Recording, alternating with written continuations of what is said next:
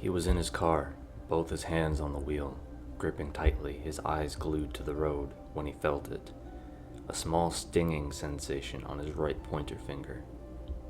It wasn't an awful, unbearable pain, but it was just irritating enough for him to decide to lift his right hand from the wheel to take a glance.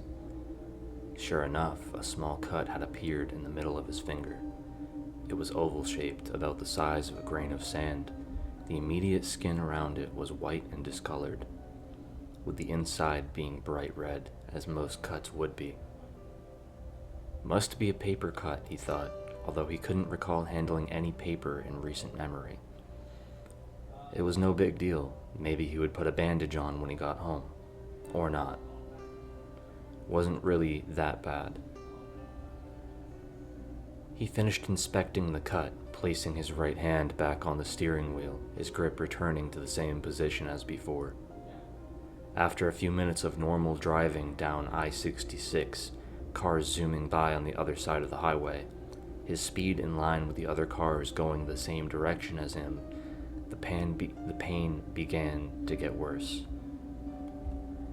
While at first it had only been a light stinging, it soon began to grow into a heavy throbbing, like all the pain one would feel from a sore leg had been condensed into his finger. Soon the pain level grew, like someone was cranking a dial, slowly making his tolerance worse and worse. The throbbing soon became a pricking sensation, like needles were being poked around inside of him. Soon it crescendoed into an agonizing pain, like his finger was being sawed off. Ow, ow, ow, fuck, he screamed, his car swerving into the next lane, nearly hitting the oncoming traffic. Cars blared their horns. He thought he could even hear some people cussing him out, but he didn't care. The pain in his finger was too great. Amazingly, his right hand managed to stay gripped to the steering wheel, despite the pain. Now, though, it was beginning to slide from its spot, almost as if it had been greased.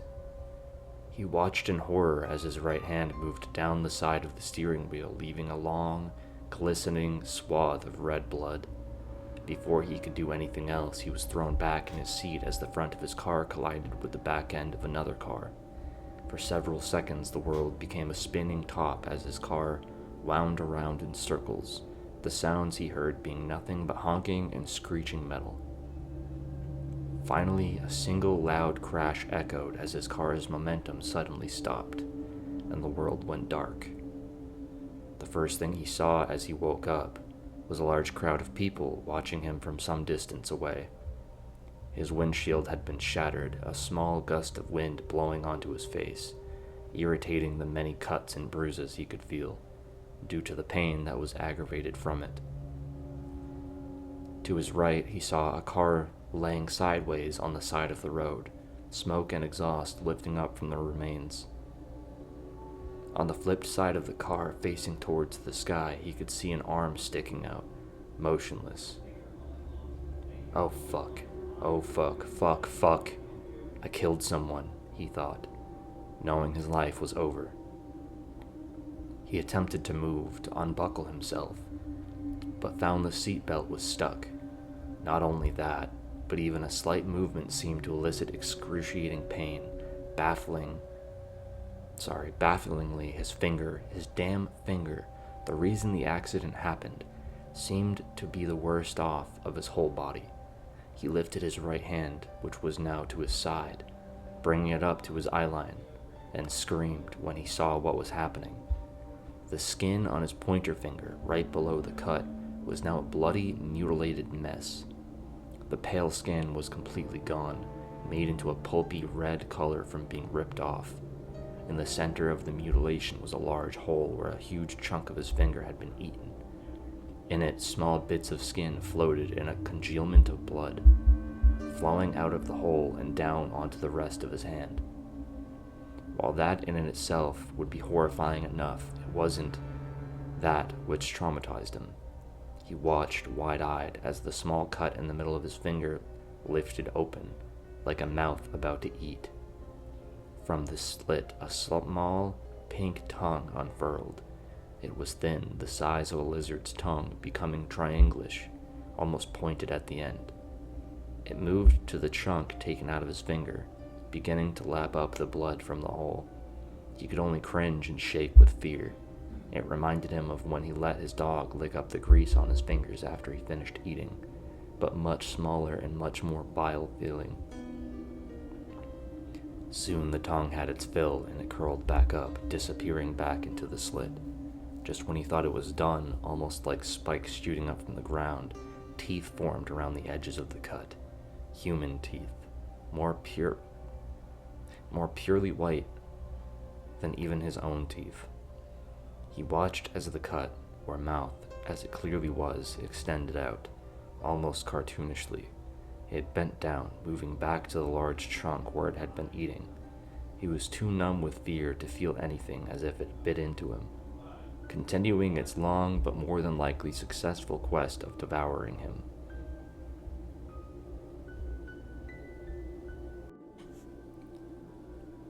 Traumatic brain injury, 3rd-degree burns, 5 fractured vertebrae, and a severe spinal cord injury. That's what I remember the doctor saying to my family as I slipped in and out of consciousness after the accident. I can't remember much. Some jerk cut me off. I swerved and hit a ditch, rolling the car over in the process. I can remember watching the flames creep around me before it all went black. I thought that was it for me. I knew it wasn't good. No matter how hard I tried, I couldn't move a single muscle in my limbs. I couldn't even speak. All I could do was move my eyes. They told my son I'd likely be bedbound for the rest of my life. I spent a month in the hospital before I was cleared for discharge. I had 2 options: live in a nursing home or have a full-time caregiver. Of course, I didn't have a choice in the matter. I couldn't speak. I was a bystander in my own life. My wife died several years prior, and my kids were still in their early 20s starting their careers, so my sister agreed to it. It was a lot for her to take on. Despite that, she makes sure to take good care of me. She bathes me regularly, purees healthy meals to feed through my tube, and makes sure any wounds are tended to. She's religious about setting up my doctor's appointments and treats all my ailments. But I am miserable, and I am ready to die. I live every day unable to move, unable to communicate, unable to do anything meaningful. Worst of all, despite what my family thinks, I can still feel pain. Every single day I am in agony. Yet every time I am sick, every bout of pneumonia, every infection, every time my breathing becomes a little shallow, I am rushed to the hospital. They still try to save my life at all costs. Last month, I went into cardiac arrest. I wanted to scream when I came to and realized they resuscitated me. I want so desperately to die, but I know as long as my sister cares for me, I will keep living. Before my accident, my sister lived on the streets. She begged me for money, only to blow it on booze. She had only been sober for a month before she started caring for me. Now she has a home to live in, food on the table, and a small chunk of money coming in from the state as my paid caregiver. I know my sister. I know she can see the desperation in my eyes. I know she can see the agony that I am in. I know she can see that I am ready to die. She doesn't care for me because she loves me, but because she loves her new life. She is going to do everything in her power to keep me alive. When I first heard it, it scared me. The scratching. A soft scraping sound echoing in the silence of my darkened bedroom right above my head. It would barely be audible during the morning when I was on my computer or reading a book, but at night it was the only sound I could hear. As I laid under my covers, the sheets pulled as far as possible in order to take in as much warmth as I could, I would still be shivering. All because of that damn scratching. The soft raking, to me, sounded like rats scurrying, devouring a scrap of food. It made bedtime tense, unnerving. I feared even if I so much as glanced up to see what it was, a monster would attack me and tear me apart in grisly fashion. Ultimately, this fear was irrational. One night, I finally gained the courage to take a glance. Slowly, I lifted myself from my pillow, cautiously turning around to take a peek. Immediately, any fear I felt evaporated when I saw what the source of the scratching was. It was the warning label attached to the end of the string for the blinds in my bedroom. Wind from my ceiling fan was lightly blowing on it, making it brush against the wall as the string stretched down past the blinds. I felt so dumb. I was already in high school and a fucking piece of plastic raking along a wall scared me. I really was a wuss. After that, the scratching became a sort of comfort to me. Now that I knew what it was, the unknown part, something that is considered scary by most of humanity, was no longer unknown. It was familiar. A sound I was used to comforted me.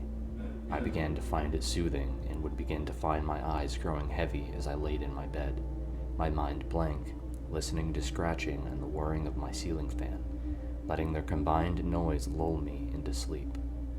It was nice. One night, as usual, I laid in bed, the covers pulled up to my chin, my ceiling fan blaring and the scratching doing its thing. As I felt myself about to go under, the scratching stopped. That wasn't unusual. I don't know what the reason was, but I'm sure the fan wouldn't be hitting it with its wind at every single moment. Maybe my pillow blocked it. Maybe the wind sometimes didn't hit it in the right place. Something like that. Soon, though, the scratching started up again, as it always did. Right when I could feel the process of going to sleep coming to completion, I realized something. There was something different about the scratching. Usually it was slow, closer to light raking. It was also quiet, only being audible to me due to how silent it was in my bedroom at night. Now, though, it was louder, more erratic. Not only that, but it seemed to be increasing in volume, becoming more and more grating. No longer did it sound like a scurrying rat. It now sounded like someone was scraping a knife along the wall. Alarmed, I threw off my covers, flipping onto my stomach to see. Two long, bony gray arms, one gripping the warning label in its hand to keep it in place, the other raking its sharp, almost knife-like nails along the drywall of the wall near my head, leaving deep scratches.